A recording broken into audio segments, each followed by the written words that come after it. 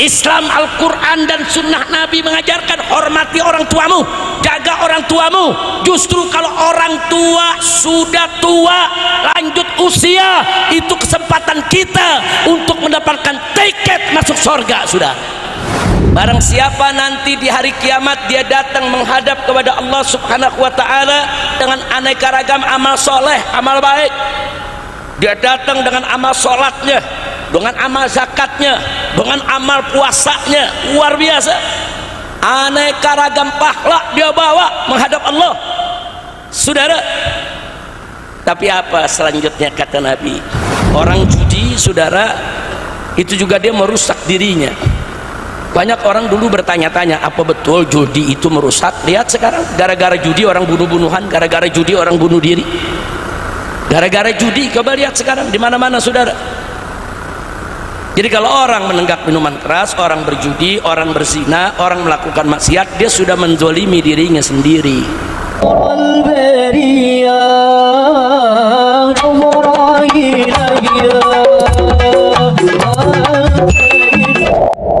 Assalamualaikum warahmatullahi wabarakatuh.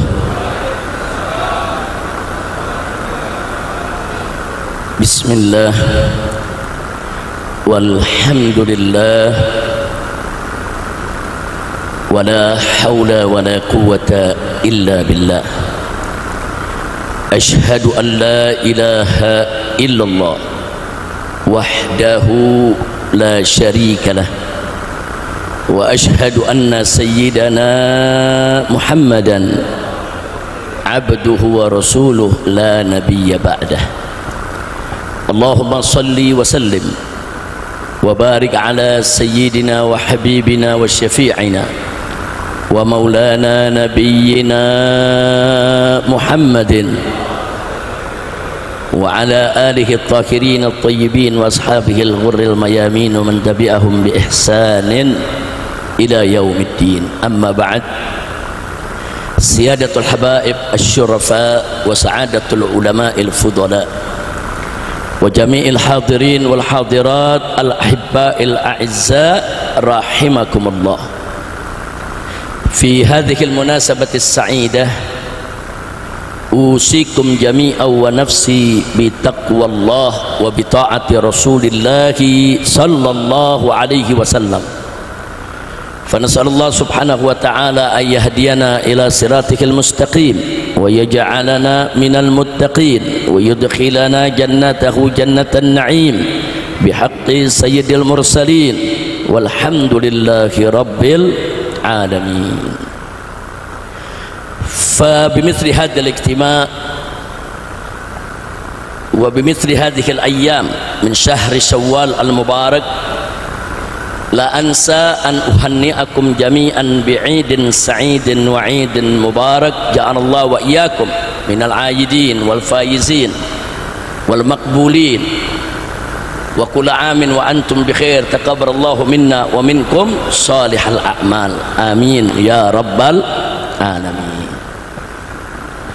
Kepada para habaib, para alim ulama, para kiai, para tokoh, para ulama dan umara yang hadir bersama kita pada kesempatan acara yang berbahagia ini, kita sampaikan apresiasi penghargaan kita kepada mereka, wabil khusus kepada segenap panitia penyelenggara yang telah mengorbankan waktu, tenaga, pikiran, harta benda, begitu juga para dermawan yang ikut mendukung daripada acara ini, wabil khusus guru kita semua, yaitu ayahanda kita semua, akhina al-fadil al-muhtaram al-mukarram Kiai Haji Abdul Hadi hafidhahullahu ta'ala wa ra'ah, famatallahu bituli hayatih wa nafa'ana bi ulumi fid dini wa dunya wal akhirah amin ya rabbal alamin. Nah, untuk para alim ulama kita semua yang hadir pada kesempatan ini,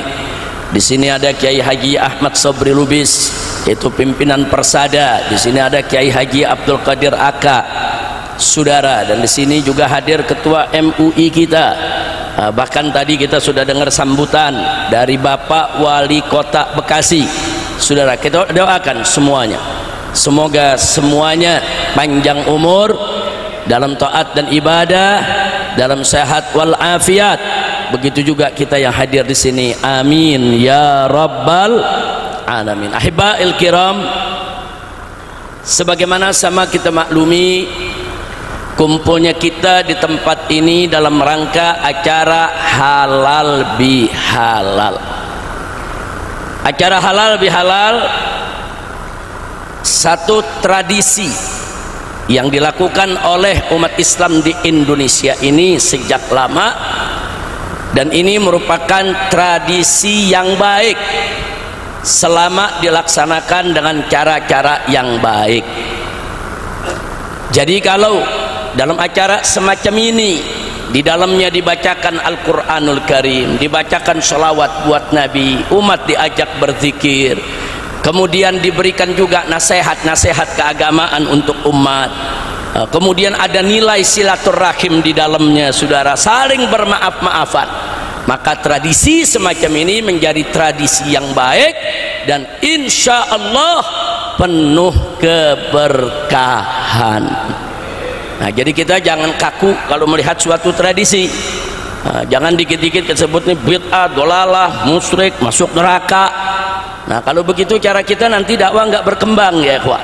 Yang penting tata cara pelaksanaannya jangan melanggar syariat, saudara. Tapi kalau tata cara pelaksanaannya dangdutan, nyawer, perempuan laki campur, joget-joget, saudara, mabok-mabokan, itu bukan halal bihalal, itu haram biharam.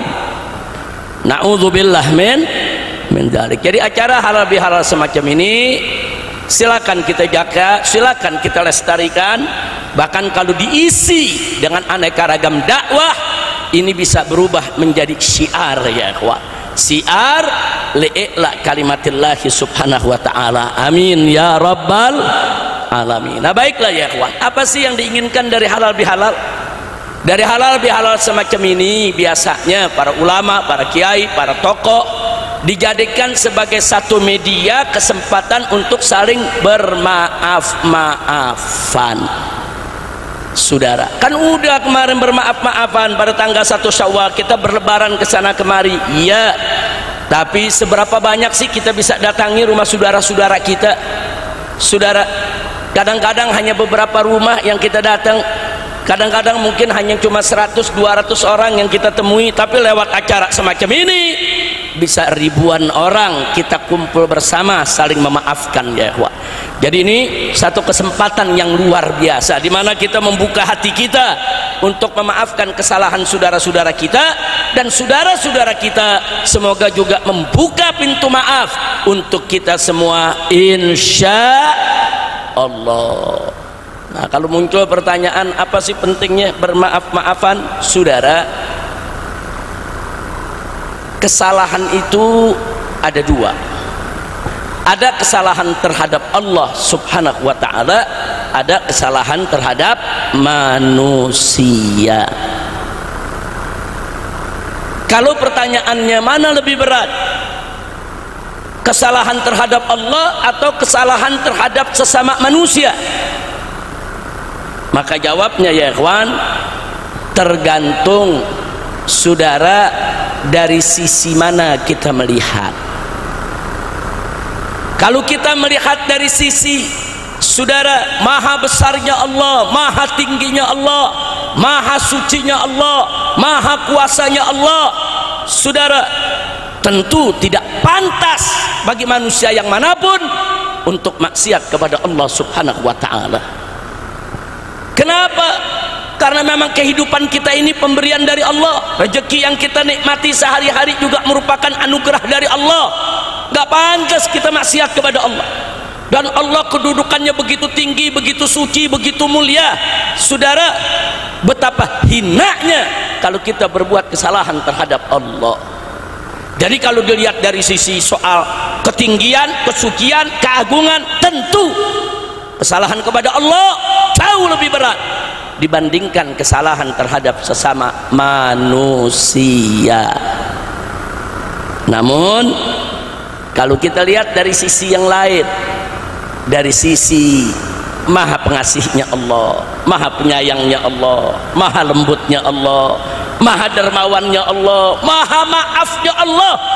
Saudara, kalau kita lihat bahwa Allah itu Ar-Rahman, Ar-Rahim, Al-Latif, Al-Wadud, Al-Afu, Al-Ghafur, Al-Ghaffar. Saudara, kalau kita melihat dari sisi maha pemaafnya Allah, maka ketahuilah kesalahan terhadap Allah lebih mudah kita mendapatkan maafnya ketimbang kesalahan terhadap sesama manusia. Kesalahan terhadap sesama manusia kadang-kadang 7 Rejab dia nggak mau maafin, sampai ada yang nyumpah-nyumpah, gua nggak maafin lu 7 turunan. Dan berapa banyak manusia kita sudah datang minta maaf dia nggak maafin. Saudara, kita sudah ngaku salah dia nggak mau tahu. Berapa banyak saudara. Tapi Allah tatkala hambanya datang mengaku dosa, mengaku salah, memohon ampun dengan taubatan nasuha, Allah maafkan. Subhanallah, sebesar apapun dosanya, mau dosanya setinggi gunung, seluas lautan, nggak usah ditanya dosa apa saja. Saudara, selama hayat masih dikandung badan, dosa apa saja yang dia lakukan, tatkala dia kembali kepada Allah raji'an taiban, dia kembali kepada Allah dalam keadaan bertaubat, dia mengaku salah, dia menyesali kesalahannya, dia memohon ampun kepada Allah, dan dia bertekad untuk tidak mengulanginya, betul-betul taubatan nasuha, Allah maafkan dia punya dosa ya. Jadi begitu mudah mendapatkan maaf dari Allah, begitu sulit mendapatkan maaf dari manusia. Makanya kalau dilihat dari sisi ini, maka kesalahan kepada manusia lebih berat dibandingkan kesalahan kepada Allah. Jadi kalau ada yang tanya begitu, mana nih lebih berat, antara salah kepada Allah atau salah kepada manusia? Tergantung dari mana kita melihat, tergantung dari mana kita mandang. Kalau kita melihat dari segi ketinggian Allah, kekuasaan Allah, kemuliaan Allah, ya tentu kesalahan kepada Allah lebih berat daripada kesalahan sesama manusia. Tapi kalau kita lihat betapa Allah mudah memaafkan kesalahan hambanya, bahkan Allah senang kalau hambanya habis berbuat dosa, saudara datang taubat, subhanallah. Tapi betul-betul taubatan nasuha ya ikhwah. Nah, maka itu sekali lagi kalau dilihat dari segi maafnya Allah, sulitnya mendapatkan maaf dari manusia, maka kesalahan terhadap manusia jauh lebih berat dibandingkan kesalahan terhadap Allah.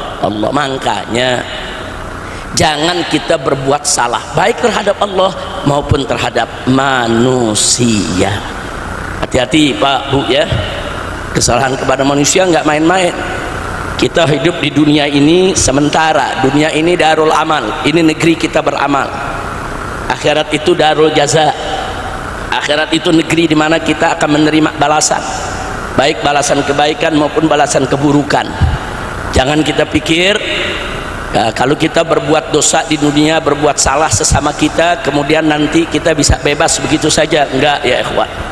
Suatu ketika Nabi kita alaihi salatu wassalam duduk bersama para sahabatnya. Ini diceritakan dalam Sahih Muslim ya ikhwan.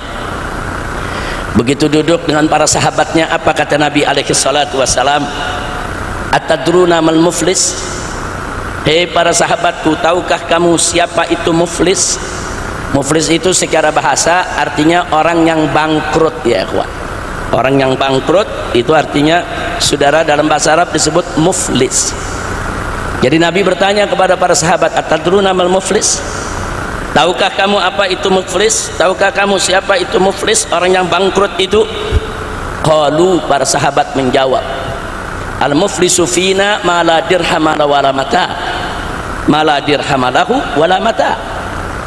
Orang yang bangkrut di tengah-tengah kami ini ya Rasulullah adalah orang yang tidak punya dirham, nggak punya duit ya ikhwah, wala mata, dan nggak punya harta sedikit pun juga. Jadi kalau dia tidak punya harta, dia tidak punya duit, saudara, itulah yang disebut bangkrut kata para sahabat.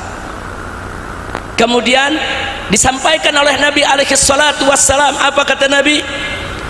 Al muflisu min ummati, orang yang bangkrut daripada aku punya umat adalah man ya'ti yaumal qiyamah, Barang siapa nanti di hari kiamat dia datang menghadap kepada Allah subhanahu wa ta'ala bisolatin wa siyamin wa zakatin, dia datang menghadap kepada Allah dengan aneka ragam amal soleh, amal baik. Dia datang dengan amal sholatnya, dengan amal zakatnya, dengan amal puasanya, luar biasa. Aneka ragam pahala dia bawa menghadap Allah, saudara. Tapi apa selanjutnya kata Nabi? Wa ya'ti, akan tetapi nanti di pengadilan Allah juga akan datang. Qad syatama hadza, dia sudah mencaci maki orang yang ini. Wa qadhafa hadza, dia sudah fitnah orang yang ini. Wa akala mala hadza, dan dia sudah makan harta orang yang itu. Wa daraba hadza, dan dia sudah pukul orang yang satunya lagi. Artinya apa? Dia lagi bangga-bangganya bawa macam-macam amal soleh menghadap Allah. Dia pikir dia bakal masuk surga nih, amalnya banyak, saudara. Tapi pada saat yang sama di pengadilan Allah datang serombongan orang. Siapa mereka? Orang-orang yang pernah dizalimi sama orang ini, saudara. Yang ini pernah dicaci maki, yang ini pernah difitnah, yang ini pernah diambil hartanya, saudara. Yang ini pernah dipukul. Orang-orang yang pernah dizalimi semasa hidup di dunia semua datang minta keadilan dari Allah subhanahu wa ta'ala. Ya Rabb, orang ini dulu yang mencaci makiku. Ya Allah, orang ini dulu yang memfitnahku. Ya Allah, ini orang dulu yang mengambil harta bendaku, mengambil tanahku, mengambil lahanku, mengambil uangku. Ya Allah, ini orang yang mukuli aku, ini orang menganiayaku. Wasafaka dama hadza, termasuk orang yang ditumpahkan darahnya oleh dia, saudara. Dilukai, dibunuh. Semua datang minta keadilan dari Allah subhanahu wa ta'ala. Jadi hati-hati, saudara. Enggak beres begitu aja dosa kita sama orang. Ada pengadilan Allah, saudara. Dan di pengadilan Allah ini tidak ada satu masalah pun yang akan luput, saudara. Kenapa? Karena hakimnya adalah yang maha tahu, maha adil, saudara. Dialah Allah subhanahu wa ta'ala. Nah, akhirnya apa yang terjadi? Kata Nabi dalam hadis, fayu'tu hadza min hasanati wa hadza min hasanati. Allah putuskan, saudara, yang ini yang pernah dizalimi, dicaci maki, saudara, bagaimana cara membayar daripada kesalahan tersebut? Orang tadi amalnya diambil, pahala yang dia punya diambil, fayu'to, saudara, diberikan kepada orang yang pernah dizalimi. Yang ini dikasih dia kebaikannya, ini dikasih dari pahalanya, ini dikasih dari ganjarannya, saudara. Sesuai dengan kadar kesalahan masing-masing, dan Allah maha tahu akan kadarnya, saudara. Oh, berapa nih kadar kesalahannya? Oh, sekian. Allah maha tahu. Allah berikan pahala sesuai dengan kadar kesalahan yang pernah dilakukan oleh orang tadi. Semua pahalanya diambil, saudara, dibagi-bagi, dibagi-bagi kepada orang-orang yang sudah dizalimi, saudara. Makanya Nabi mengatakan fayu'tu hadza min hasanati wa hadza min hasanati. Setelah itu apa yang terjadi, saudara? Fa in faniyat hasanatu falam yuqdu ma alai. Begitu pahalanya habis, ganjarannya habis dibagi-bagi. Sementara yang nuntut karena dizalimi masih ada. Pahalanya udah habis. Pahala sholatnya habis, pahala zakatnya habis, pahala puasanya habis, pahala sedekahnya habis. Semua pahala kebaikannya habis. Dibagi-bagi kepada orang yang dizalimi. Masih ada yang dizalimi, belum tuntas. Ya Rabb, kita belum dapat bagian. Kita minta keadilan. Makanya Nabi katakan fa'in faniyat hasanatu falam yuqda ma alai. Ini belum beres. Lalu apa yang terjadi, saudara? Nabi mengatakan fa'ukhidha, saudara, min khotoyahum faturihat alai. Karena dia udah nggak punya kebaikan buat bayarnya orang-orang yang dizalimi, masih nuntut, dia kebaikannya udah habis. Akhirnya orang-orang yang dizalimi dosanya diambil, dikasih ke dia, saudara. Pahala udah nggak ada. Jadi orang yang dizalimi, saudara, diambil dosanya, dikasih ke dia. Oh ini dulu pernah ditipu sama dia, belum kebagian dari pahala dia, diambil dosa tuh orang yang pernah ditipunya, diberikan kepada dia. Semua yang dizalimi yang belum kebagian ganjaran dia, diambil dosa-dosa mereka, diberikan kepadanya. Sudah. Lalu apa yang terjadi setelah itu? Kata Nabi, sumaturiha finnar. Maka setelah dosa-dosa tadi diberikan kepada dia, akhirnya orang tersebut diseret, dijebloskan ke dalam neraka. Saudara, na'udzubillah min dalik. Maka itu saya mau bertanya, ini urusan dosa sesama manusia enteng atau berat? Jawab semua, enteng atau berat? Enteng atau berat? Jangan main-main. Hutang 1.000 rupiah atau hutang 50.000 ya, nggak ada artinya. 1.000 rupiah permen nggak dapat ya ikhwan. Tapi kita nggak pernah minta maaf, kita nggak pernah bayar tuh utang sama orang. Di akhirat dia bakal datang minta saudara keadilan daripada Allah. Hati-hati kalau urusan 5 perak. Kenapa? Karena saat itu orang semua cari selamat. Saat itu semua orang berebut pahala, nggak ada yang mau masuk neraka, semua pengen masuk surga. Apa yang bisa dilakukan, dilakukan. Dia bakal ingat, oh si fulan pernah utang 1.000 rupiah, oh si fulan pernah cubit saya tapi nggak minta maaf, oh si fulan pernah menghina saya, mentertawakan saya tapi nggak pernah dia minta maaf kepada saya.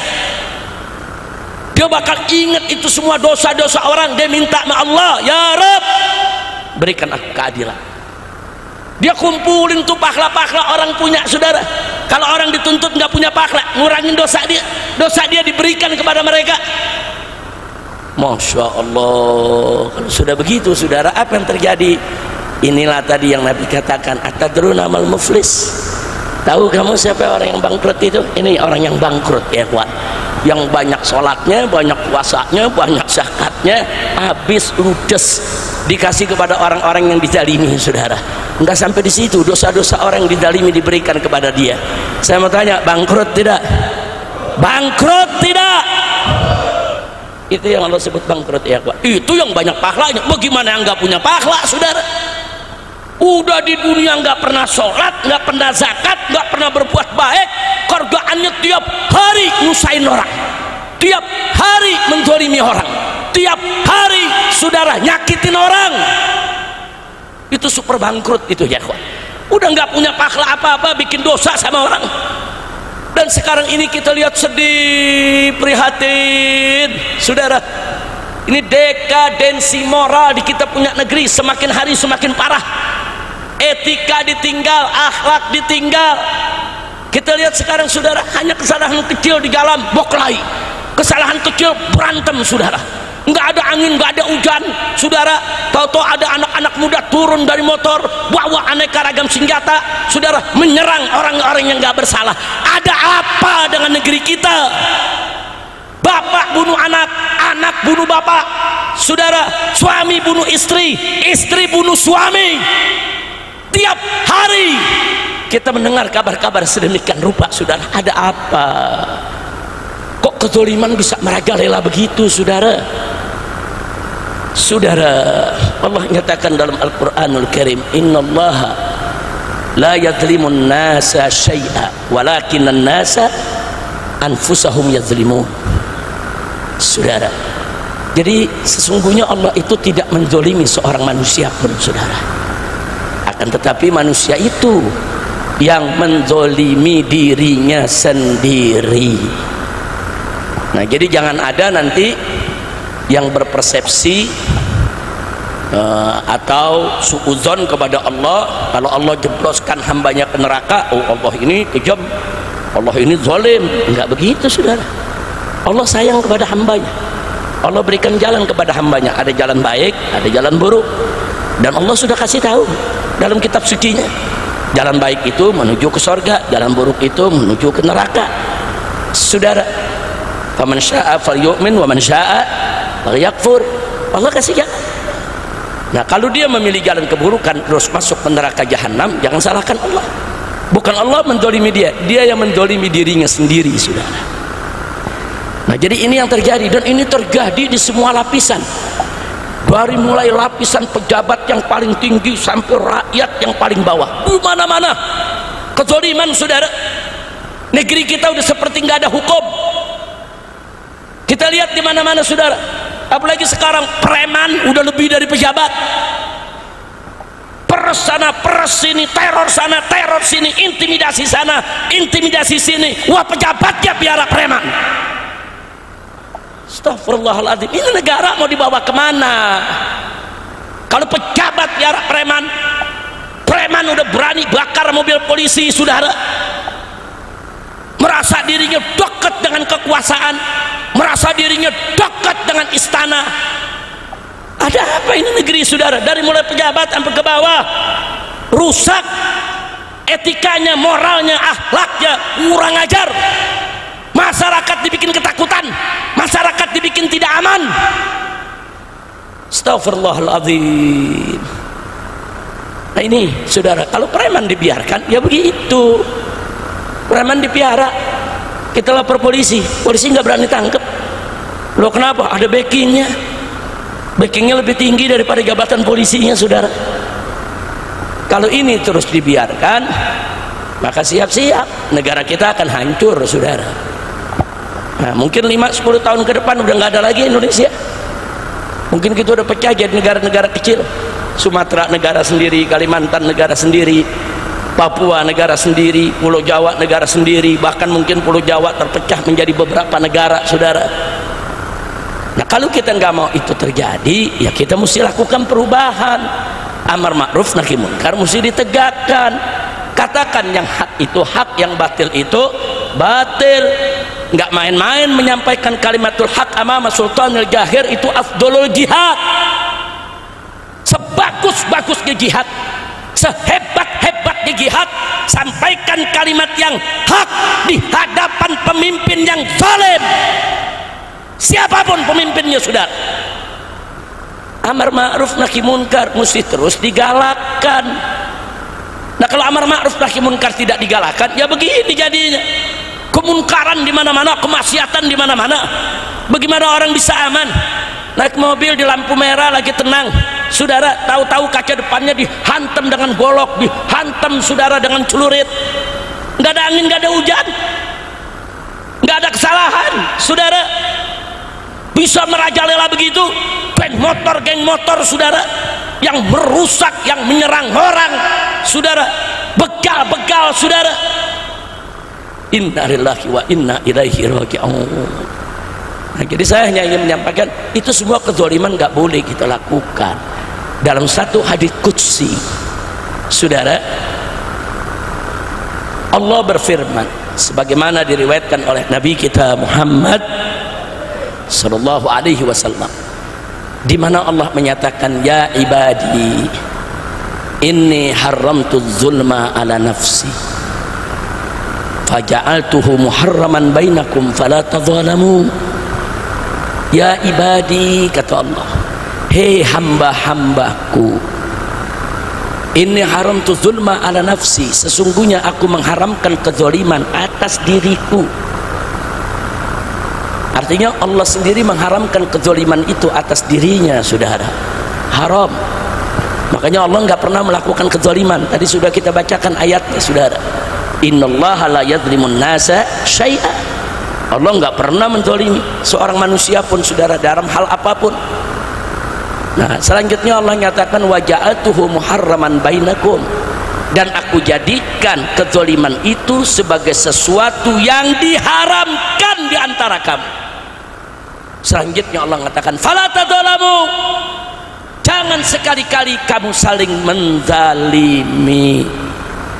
Gak boleh menzalimi, itu berat saudara. Satu, jangan kita zalimi diri kita sendiri. Orang menenggak minuman keras, dia menzalimi dirinya sendiri, dia merusak dirinya. Orang judi saudara, itu juga dia merusak dirinya. Banyak orang dulu bertanya-tanya, apa betul judi itu merusak? Lihat sekarang, gara-gara judi orang bunuh-bunuhan, gara-gara judi orang bunuh diri, gara-gara judi. Coba lihat sekarang di mana-mana saudara. Jadi kalau orang menenggak minuman keras, orang berjudi, orang berzina, orang melakukan maksiat, dia sudah menzalimi dirinya sendiri. Nah yang kedua, jangan kita zalimi keluarga kita. Hei kaum bapak, saya ingatkan, haram Anda berbuat kekerasan, Anda menzolimi, menganiaya istri, anak, mantu, cucu, apalagi kedua orang tua, haram. Kok bisanya ada suami yang ngegebukin istri, saudara, meksa istri? Kalau kita sudah tidak suka dengan istri kita, sudah kembalikan ke orang tuanya. Nggak boleh kita zalimi, nggak boleh kita aniaya, haram. Begitu juga perempuan-perempuan, taati suami, jangan keluar rumah tanpa izin suami, jangan selingkuh dengan siapapun, jaga itu hak suami, jaga hak anak-anak. Ini etika udah mulai hilang, saudara. Sehari puluhan ribu rumah tangga bubar bercerai di Indonesia. Innalillahi wa inna ilaihi rajiun. Sedih kita kalau ngelihat ini gimana, kan katanya mayoritas umat Islam, kok begini kondisinya. Kalau negeri bukan Islam, tiap hari terjadi cerai, nggak ada urusan, saya nggak lihat itu. Kalau negeri bukan Islam, banyak maksiat, saudara, saya nggak kaget. Tapi kalau negeri dengan penduduk mayoritas Muslim, banyak habibnya, banyak kiainya, banyak pondok pesantrennya, banyak majelis taklimnya, kenapa rumah tangga umat Islam, saudara, penuh dengan kezaliman? Kita nggak menafkahi istri, zalim. Nggak menafkahi anak, zalim. Sampai Nabi mengatakan khairukum khairukum li ahlikum. Apa kata Nabi pesan buat kita semua? Khairukum khairukum li ahlikum. Sebaik-baiknya orang di antara kamu sekalian adalah orang yang paling bagus perlakuannya terhadap keluarganya. Mau jadi orang baik, lakukan keluarga dengan baik. Enggak sampai situ, di hadis yang lain Nabi mengatakan khairukum khairukum li nisaikum.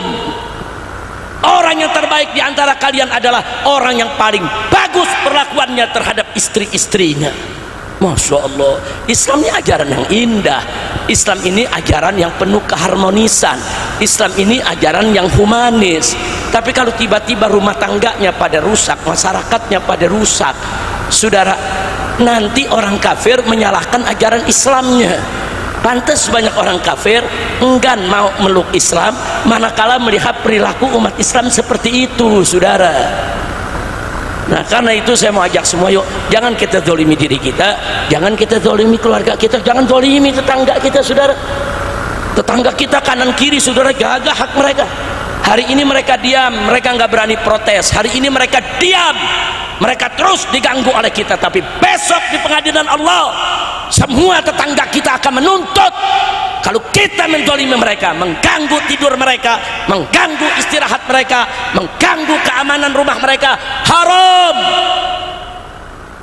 Jadi Islam ini, pelajaran ini, saudara, semuanya untuk akhlakul karimah. Kan Nabi mengatakan innama bu'itsu li utammima makarimal akhlak. Sesungguhnya aku ini diutus oleh Allah hanya untuk menyempurnakan kemuliaan-kemuliaan akhlak. Kenapa kita ini diperintahkan sholat 5 waktu? Supaya akhlak kita bagus. Kenapa kita puasa Ramadan? Supaya akhlak kita bagus. Kenapa kita bayar zakat? Supaya akhlak kita bagus. Kenapa kita disuruh haji, disuruh umroh? Supaya akhlak kita bagus. Kenapa kita diperintahkan untuk menghormati kedua orang tua? Supaya akhlak kita bagus. Kenapa kita diperintahkan untuk menghormati ulama kita, guru-guru kita? Supaya akhlak kita bagus. Kenapa kita disuruh menjaga keamanan tetangga kita? Supaya akhlak kita bagus. Kenapa kita dilarang berzina, dilarang menenggak minuman keras, dilarang berjudi, dilarang, saudara, menggunakan narkoba, dilarang untuk merusak diri kita? Supaya akhlak kita bagus. Kenapa kita dilarang ke dukun? Kenapa kita dilarang belajar ilmu santet? Kenapa dilarang menggunakan ilmu sihir? Supaya akhlak kita bagus. Supaya akhlak kita bagus, saudara. Nah, kalau mayoritas muslim akhlaknya kita lihat di jalan seperti ini, saudara, padahal para ulama sudah mati-matian buka majelis, ngajar, berteriak, ngajarin umat, saudara. Nah, maka itu di sini saya mau sampaikan, yuk, saudara, nggak cukup kalau cuman ulama yang berteriak dari majelis taklim merapikan akhlak umat, tapi harus ada dukungan umaro. Kalau ulama berteriak minuman keras haram, Umaro tutup pabrik minuman kerasnya. Kalau ulama berteriak zina haram, Umaro tutup tempat prostitusinya. Kalau ulama berteriak judi haram, pemerintah serius berantas judinya. Ini kadang-kadang aparat jadi backingnya. Apa ceritanya, saudara? Inna lillahi wa inna ilaihi raji'un. Hati-hati. Di hadis yang lain Nabi mengatakan ittaqud dzulma fa inna dzulma dzulumatun yaumal qiyamah. Takutlah kamu sekalian kepada kezaliman. Hati-hati, kata Nabi. Kenapa? Fa inna dzulma, karena sesungguhnya kezaliman itu zulumat, akan menjadi kegelapan yang berlapis-lapis yaumal qiyamah, di hari kiamat nanti, saudara. Tentu kita di hari kiamat ingin terang benderang, kita ingin ada nur, kita ingin ada cahaya yang menerangi kita semua, saudara. Tapi hati-hati, kalau banyak berbuat zalim, Nabi mengatakan inna dzulma zulumat, bahwa kezaliman itu, saudara, akan menjadi kegelapan yang berlapis-lapis di hari kiamat.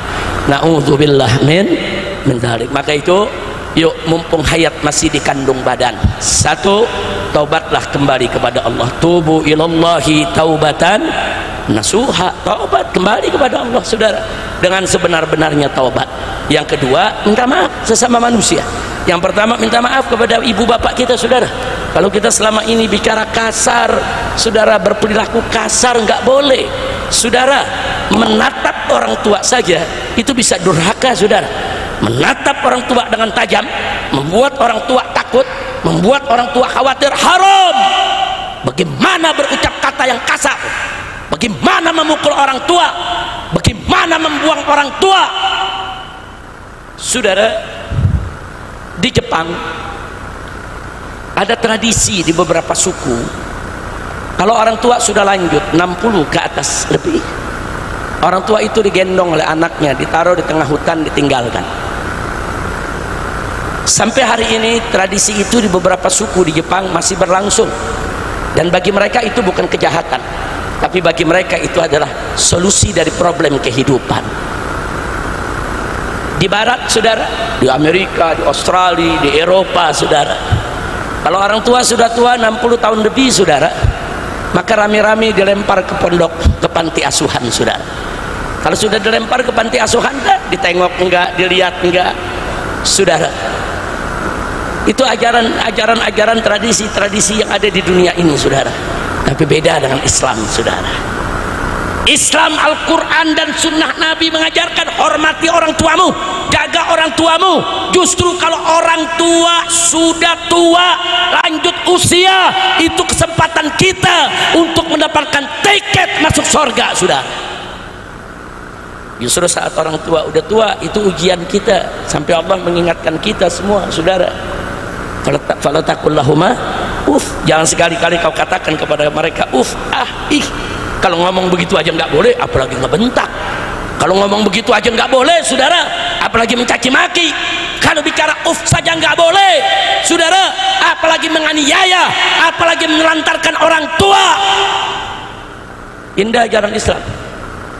Rumah tangga yang mengajarkan Islam dengan baik, orang tua nggak khawatir. Semakin tua, anak cucu semakin cinta sama dia, saudara. Anak cucu datang saling bergantian, mendatangi, cium tangan, cium pipi, cium jidat, saudara. Masing-masing bawa hadiah sampai akhir hayatnya. Indah jadi orang Islam, ya ikhwan. Enggak, Islam yang ngajarin taruh orang tuamu di panti asuhan, taruh orang tuamu di pondok. Enggak, Islam nggak ngajarin, kecuali kalau kondisinya darurat, saudara. Oh, seorang anak dia bekerja, oh dia punya ibu atau punya ayah sudah lanjut usia, dia bingung bagaimana ini. Oh, dia mau taruh pembantu di rumah, sudah dicoba sekali berhenti, 2 kali berhenti, 3 kali berhenti, pembantunya nggak sanggup, saudara. Karena orang makin tua perilakunya seperti anak kecil, makin bawel, saudara, lupa-lupaan, omongin yang udah dikeluarin diomongin lagi, saudara. Kalau kurang sabar, saudara, pegel memang, saudara. Nah, akhirnya apa? Terpaksa. Kalau dia ngerawat orang tuanya, dia nggak dapat nafkah bulanan, dia kerja, dia titip di pondok, saudara. Dia titip, yaitu di pondok duafa atau pondok lansia. Dia titip, saudara, di panti asuhan. panti asuhan yang dia percaya, yang mengajarkan keislaman, mengajarkan keagamaan. Ini Kiai Ahmad Sobri Lubis, saudara, di Sumatera Utara ini bangun pondok pesantren lansia. Jadi santri-santrinya ibu-ibu yang umurnya udah 70, udah 80 tahun sudah. Dan saat ini di Megamendung juga sedang dirintis lagi, saudara. Jadi kadang-kadang anak dicinta sama orang tua, cuman dia mau ngurus orang tua nggak bisa, dia kerja. Kalau dia nggak kerja, nggak ada nafkah buat orang tuanya, dia titip di pondok. Di pondok ada ustadz-ustadz yang ngajak mereka sholat subuh, ngajak mereka zikir, ngajak mereka zuhur. Masya Allah, saudara. Saya datang ke Sibuhuan di Sumatera Utara, kampungnya Ustadz Sobri, saudara. Saya datang, ada puluhan orang-orang tua semua, saudara. Senang mereka diajak zikir. Ada 70, saudara. Senang mereka diajak zikir, nenek-nenek semua diajak zikir, diajak selawatan, saudara. Makan dijamin, semua dijamin. Anaknya datang hari libur seminggu sekali nengokin. Nah, kalau yang begini silakan taruh orang tua di pondok-pondok semacam itu, saudara. Beda dengan panti asuhan yang nggak kenal agama, cuma dikasih makan doang, saudara. Kalau ini enggak, dikasih kegiatan yang islami, saudara. Tapi yang terbaik, rawat orang tua kita di rumah kita, saudara. Rawat orang tua kita di samping kita, rawat orang tua kita sampai akhir hayatnya, saudara. Kalau kita mengatakan orang tua kita bawel, kau juga masih bayi bawel. Tiap malam bangun nangis, bangun nangis. Ayahmu yang bangun, ibumu yang bangun. Tengah malam kencing, buang air besar, ibumu yang cebokin, ayahmu yang ngayunin. Apa kau pikir waktu kita bayi kita ini tidak bawel? Jauh lebih bawel daripada orang tua kita, jauh lebih rewel daripada orang tua kita, saudara. Jangan zalimi orang tua, ya kawan. Orang tua kunci kebahagiaan dunia akhirat kita. Nah, jadi terlalu banyak sekali kalau saya harus bahas soal kezaliman yang ada di negeri kita ini, masya Allah. Dari mulai pejabat sampai yang bawah, korupsi ada di mana-mana, saudara. Inna lillahi wa inna ilaihi rajiun. Korupsi udah gila-gilaan. Dulu di zaman Pak Harto korupsi masih di kolong meja, masih ada malu, saudara. Begitu reformasi kita pikir makin bagus, nggak taunya jadi repot masih. Nah, akhirnya apa? Korupsi naik di atas meja, korupsi naik di atas meja. 10 tahun terakhir kemarin, saudara, yang banyak bohong, banyak dustanya, saudara, sama meja-mejanya di bawah hari. Jujur aja, kacau tidak? Kacau tidak? Kacau tidak? Itulah Indonesia. Nah, sekarang saya mau tanya, apa kita mau begini terus? Apa mau begini terus? Siap bangkit, siap berakhlak, siap berjuang, siap melakukan perubahan, siap perbaiki negeri. Takbir, sallu ala nabi. Saudara, sebelum saya akhiri, saya mau tanya. Kita nyakitin ini, nyakitin itu, ngambil harta ini, ngambil harta itu. Nabi udah sebut bangkrut. Yang saya mau tanya, bagaimana kalau ada pejabat korupsi sampai triliunan? Itu yang nuntut berapa orang tuh? Itu yang disakiti, saya mau tanya, dirugikan berapa orang? Sekampung? Senegeri? Senegeri? Senegeri dia sakiti, senegeri haknya diambil, senegeri dia zalimi. Saya bisa bayangin tuh pejabat yang model begitu nanti di akhirat ada 270 juta rakyat Indonesia ngantri lagi nuntut dia, rame-rame ngantri. Saya juga mengikuti ngantri. Loh, kenapa ngikut ngantri? Ya kan lumayan pahala dia dikasih kita atau dosa kita dikasih dia. Korupsi besar-besaran habis-habisan, nggak tanggung-tanggung, triliunan. Masya Allah. Cuman ironisnya yang kita sedih, saudara, ini yang kita paling sedih nih, maling ayam digebugin babak belur, ada yang mati, saudara. Yang korupsi triliunan depan kamera masih ketawa-ketawa, dikawal, dapat uang penjara yang bagus. Habib, apa betul sel itu bisa dibeli? Bisa. Habib, apa betul di sel itu kita bisa dapat fasilitas ini fasilitas itu? Bisa. Lo kok Habib tahu? Kan gue pengalaman, gue tahu yang jual beli di sana. Betul betul. Nah, Ustaz Sobri juga pengalaman tuh ya kawan, nemenin saya di penjara. Bisa. Memang ada ruang-ruang yang disewa kok, memang ada ruang-ruang yang memang harus bayar kok, saudara. Jadi mau jadi apa nih kita punya negeri? Nama gitu saya mau tanya nih, sekali lagi, mau Indonesia baik? Mau Indonesia bagus? Mau Indonesia jadi baldatun thayyibah? Betul. Nah kalau begitu saudara, yuk perbaiki akhlak kita. Yang kemarin sholatnya sudah bagus, pertahankan, tingkatkan lebih bagus lagi. Yang kemarin sholatnya masih belum bagus, baguskan sholatnya saudara. Yang kemarin masih suka maksiat, stop, tidak usah maksiat lagi saudara. Insya Allah kalau kita semua kembali kepada Allah, Allah akan berikan keberkahan kepada kita, Allah akan berikan kemenangan kepada kita, Allah akan jadikan negeri kita baldatun thayyibatun wa rabbun ghafur. Amin ya rabbal alamin. Kira-kira yang saya sampaikan jelas tidak? Paham semua? Alhamdulillah. Nah sekarang saya mau tanya lagi nih, sebelum saya akhiri nih, saya mau tanya lagi nih, lihat ke Indonesia nih sekarang ini. Indonesia nih sekarang baik-baik saja atau tidak? Jawab yang jujur, baik-baik saja atau tidak? Terang atau gelap? Terang atau gelap? Yakin? Yakin? Nah sekarang saya mau tanya, habis gelap terbitlah terang, mau gak? Mau gak? Mau gak? Atau maunya habis gelap mungkin gelap? Masya Allah. Nah baiklah saudara, saya sudah menyampaikan sebelum Bapak Presiden kita dilantik. Ketika itu saya mau berangkat umroh saudara, dan 3 bulan saya duduk di Mekah. Saya sudah sampaikan kepada orang-orang dekat Presiden yang ada di sekitarnya, bahkan mereka datang ke rumah minta saran, minta nasihat. Habib bagaimana ini kalau Bapak Presiden nanti dilantik tanggal 20 Oktober, supaya kedepannya Presiden lebih baik, diterima oleh umat, diterima oleh habaib, oleh ulama, kita bekerja sama bareng-bareng supaya Indonesia ini berkah, makmur, sejahtera. Saya sampaikan secara terus terang kepada yang bersangkutan satu aja, saya bilang kalau Bapak Presiden mau bagus, mau baik, nanti setelah dilantik perhatikan kabinetnya, perhatikan menteri-menterinya, karena siapa menteri di sekitar kita itu akan menjadi indikator kita baik atau buruk. Ada hadisnya saudara, Nabi mengatakan dalam satu hadis, kama qala Nabi sallallahu alaihi wasallam, idza aradallahu bil amiri khairan yaj'al lahu wuzara'u khair.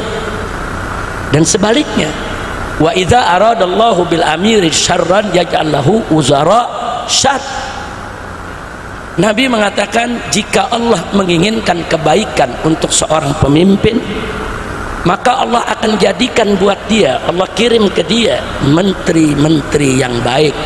Wuzara'u khair, wuzara' itu menteri-menteri, itu jamak dari kata wazir. Amir pemimpinnya, wazir menterinya saudara. Dan sebaliknya kata Nabi, jika Allah menghendaki keburukan bagi seorang pemimpin, Allah jadikan bagi pemimpin tersebut, Allah kirim buat pemimpin tersebut wuzara'u syarr, menteri-menteri yang jelek, yang buruk. Nah jadi saya sampaikan kepada mereka yang datang ke rumah saya waktu itu sebelum pelantikan, saya lagi mau umroh ya kawan, saya katakan kalau mau baik pilih menteri yang baik, kalau nggak mau baik ya terserah saudara. Nggak ada bisa menjadi pemimpin yang baik kalau menteri di sekitarnya jelek, dan menteri itu indikator saudara. Kalau menteri-menterinya baik, insya Allah Allah menghendaki kebaikan bagi si pemimpin, sebagaimana hadis Nabi tadi. Tapi kalau menteri-menterinya jelek saudara, kotor saudara, itu indikator bahwa pemimpinnya juga nggak bagus. Saya sampaikan, nggak sampai di situ, sampai saya sebut nama-namanya. Saya katakan kalau jadi presiden sudah dilantik, jangan sekali-kali saudara menjadikan Jokowi dan kroni-kroninya sebagai menteri. tutup pintu, jangan masukkan ke kabinet. Saya sampaikan, saya sebut satu-satu namanya, berapa belas orang saya sebut, sudah. Ditanya siapa aja itu, saya sebutkan satu persatu, fulan, fulan, fulan, fulan, jangan dipakai. Sekian belas saya sebutkan.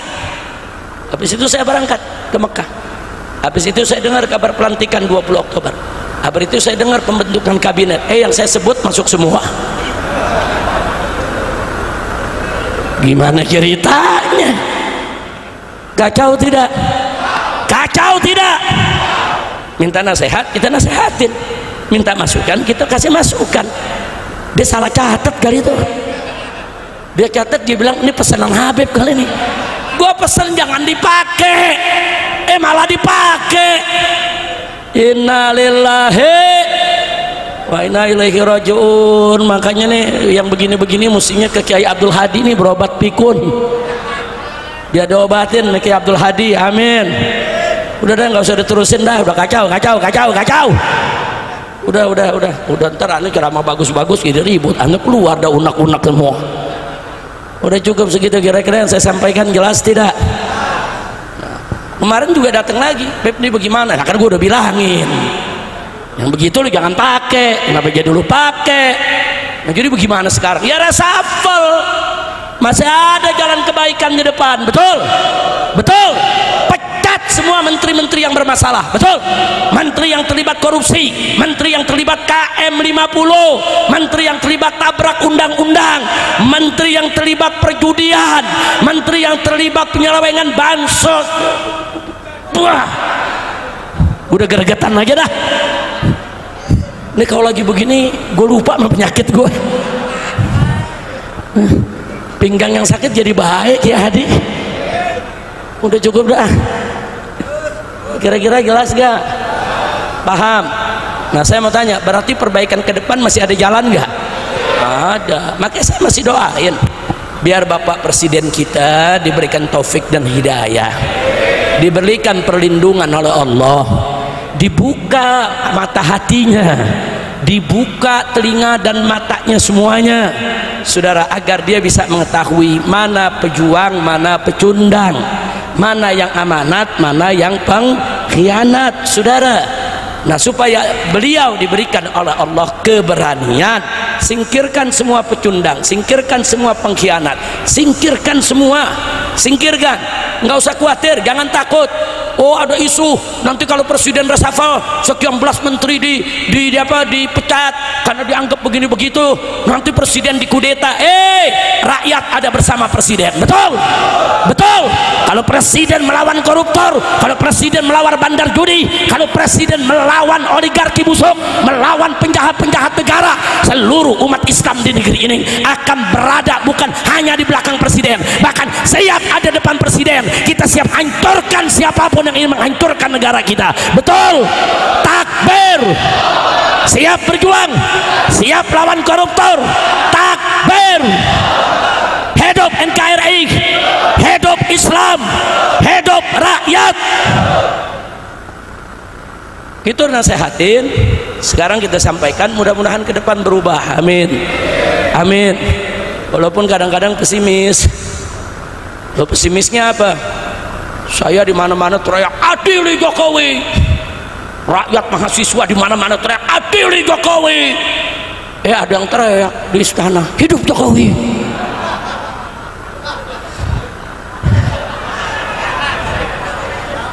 Kacau. Capek gak? Capek gak? Capek gak? Masya Allah. Ya udah, itu yang saya mau sampaikan ya kawan.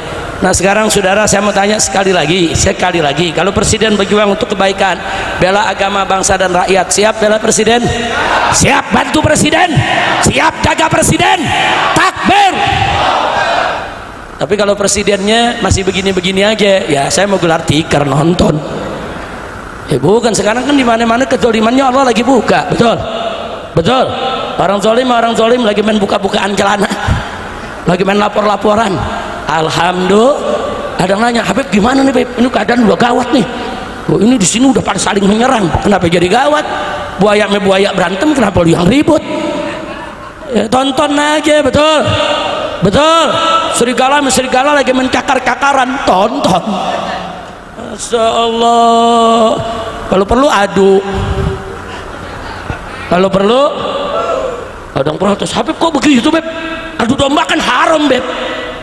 Jawab jangan, halal dihalal tahun depan. Bukan lo mau borongan sekarang juga. Jawab jangan. Adu domba memang haram, betul. Adu manusia apalagi, betul. Ayo jawab yang kompak, saudara. Adu domba halal atau haram? Adu manusia halal atau haram? Adu setan? Lu bingung dah lo. Ayo adu setan. Adu setan. Setan sama setan berantem. Duhin. Kira-kira jelas gak? Lu jangan nanya setannya siapa. Wah, gua hatur lu mata-mata lu. Kadang-kadang mancing, Beb siapa tuh Beb, kita sebutin, gua pulang ditanggap. Lu jangan nanya. Makanya itu siapa Beb, masa lu nggak tahu? Yang hadir sini saya mau tanya, tahu setan? Tahu setan? Ada setan pala hitam ada? Tahu? Nggak usah nanya. Ya bukan kita nanya, akhirnya urusannya panjang. Udah tahu gitu. Ya udah kira-kira jelas ya. Ya udah sekarang kita baca selawat sama-sama. Salatullah salamullah ala toha rasulillah. Salatullah salamullah ala yasin habibillah. Semua salatullah salamullah ala toha rasulillah. Salatullah salamullah ala yasin habibillah. tawassalna bismillah wa bil hadi rasulillah. Tawassalna bismillah wa bil hadi rasulillah wa kulli mujahidin lillah bi ahlil badri ya Allah. Salatullah semua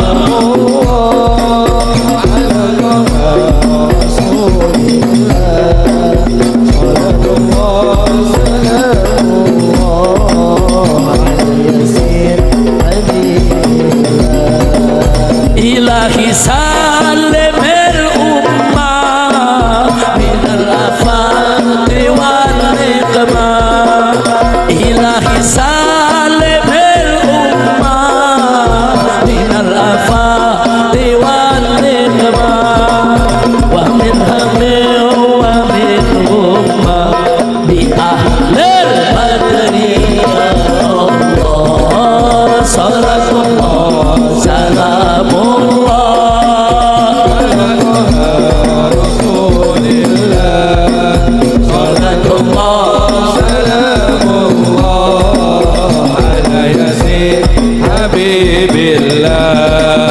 ilahi gfir wa akrimna binal maqalibin minna.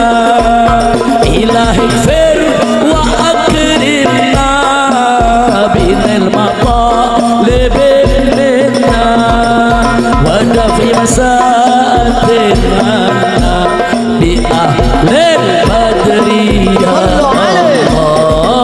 Salatullah salamullah ala toha rasulillah. Salatullah salamullah ala yasin habibillah. Yasin habibillah. Wa salli ala nabiyil barri bila adin wala hasrin. Wa salli ala nabiyil barri bila adin wala hasrin. Wa ali sadatil murrin bi ahlil badri ya Allah. Salamullah ilahana ya Rabb Rasulillah sallallahu alaihi Salamullah ilahana ya Rabbana Habibillah salatullah salamullah Rabbana taqabbal minna ya Rabb salatana wa siyamana wa zakatana wa jami'a a'malina waj'alna minal 'aidin wal faizin ya rabbal alamin salatullah Salam ilahana Rabbana atina fid dunya hasanah wa fil akhirati hasanah wa qina adzabannar wa sallallahu ala sayyidina Muhammadin wa ala alihi wa sahbihi ya Rabb Habibillah ala yasin habibillah ala yasin habibillah ala yasin sallu ala nabi. Alhamdulillah, itu yang bisa saya sampaikan pada hari ini. Kita doakan mudah-mudahan Kiai Haji Abdul Hadi, semua kiai-kiai yang ada di Bekasi, semua tanpa terkecuali Allah panjangkan umur mereka, Allah menangkan dakwah mereka, Allah berikan kebahagiaan dari dunia hingga akhirat. Dan mudah-mudahan majelis ini majelis yang dibangun oleh Kiai Abdul Hadi, saudara, biar jadi majelis yang barakah. Dan mudah-mudahan di Bekasi ini, saudara, insya Allah kota Bekasi menjadi Madinah salihah thayyibah munawwarah munawwirah ma'murah, amin ya rabbal alamin. Ala hadhihi niyyah wa likulli niyatin salihah wa ila hadratin nabiyil mustafa sallallahu alaihi wasallam bi sirril fatihah.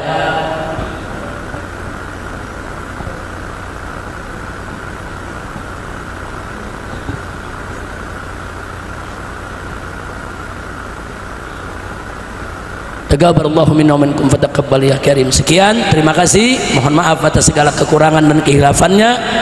Terima kasih atas segala perhatiannya. Hadani Allah wa iyyakum ila siratal mustaqim. Wassalamualaikum warahmatullahi wabarakatuh.